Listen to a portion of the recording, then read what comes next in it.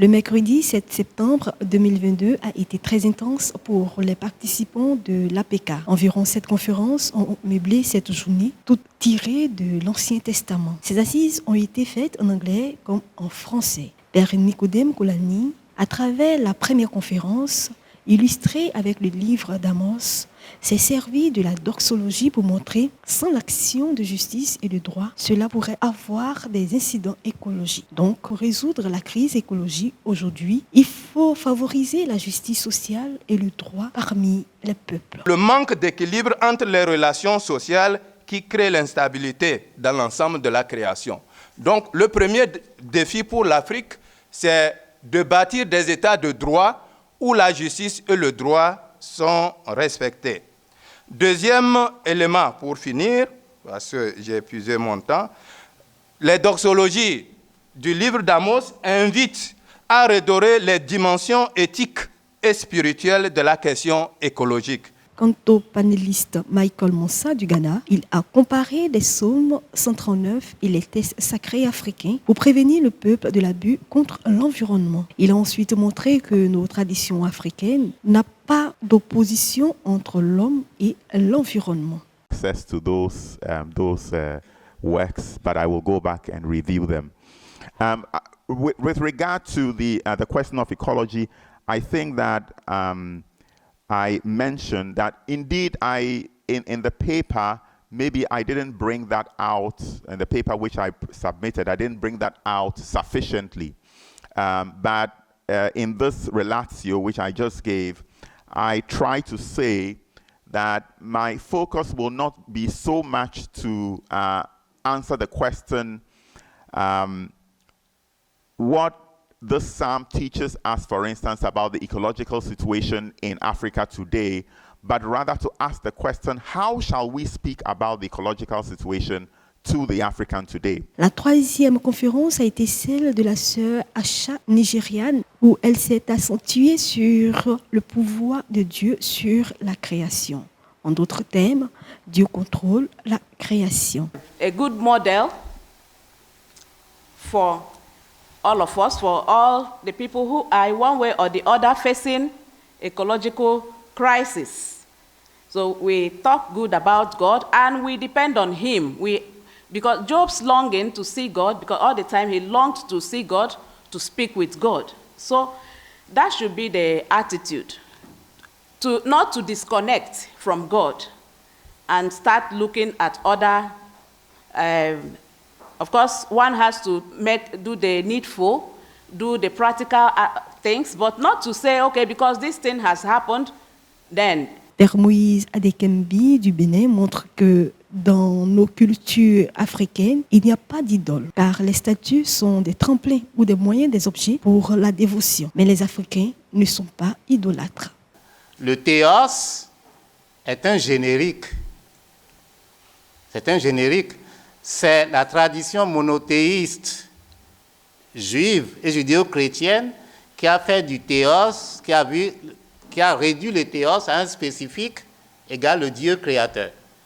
Et ça, là aussi, ça se vérifie au niveau de, vous connaissez tous la problématique, Elohim, El et tout ça. C'est aussi un générique Elohim, avant que Elohim ne devienne Yahvé. D'accord? Et dans la culture sémitique, c'est la même chose.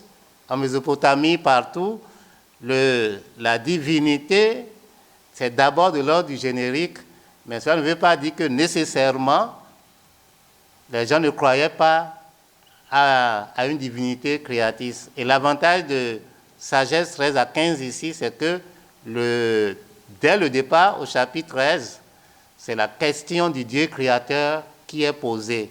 Et la connaissance de ce créateur-là, dans une logique analogique, pas l'humain. Et de ce point, c'est ce que je revendique, c'est que même ceux qui adorent des idoles savent très bien que le Dieu créateur existe. Non seulement ils le savent, mais ils en font l'expérience à travers des noms théophores. Pour ce qui en est de la conférence du père Benjamin Akotia, togolais, à partir des cantiques, a montré comment l'homme chante les cantiques d'amour dans la nature. Donc, c'est la construction des cités qui est à l'origine de la population, de la pollution de la nature. Où se trouve la solution et non de formuler la solution elle-même.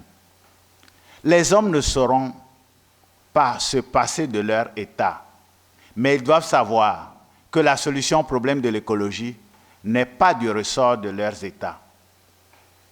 Il ne s'agit pas de dédouaner les états, mais de reconnaître leur implication structurelle dans la crise elle-même.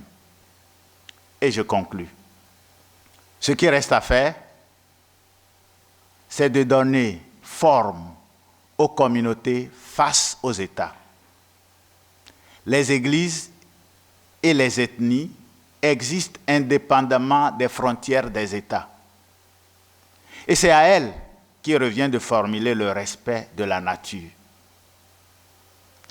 Le contrôle réel des peuples sur les États et sur l'économie constitue l'unique chemin de l'écologie. La maison commune des peuples est la nature.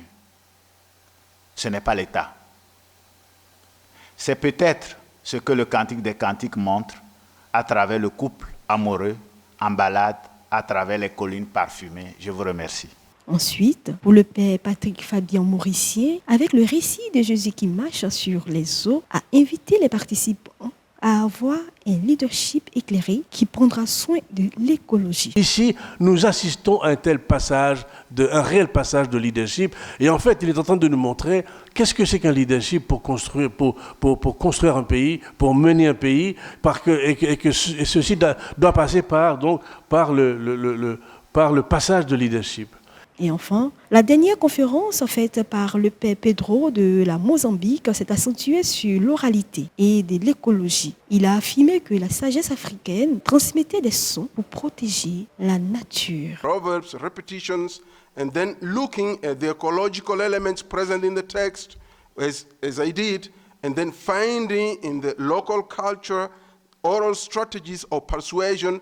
Local culture, I mean traditional and also modern or new cultures of today that could help highlight the importance of the ecological message today. And then taking into consideration the above points, one could attempt a persuasive translation of those words, expressions, or verses which are related to the elements in the biblical text. And then finally, one could preach the biblical theme using both the persuasiveness of the biblical text and the local strategies of persuasion. Les assises se poursuivront le vendredi, quant à la journée du jeudi sera consacrée aux visites guidées.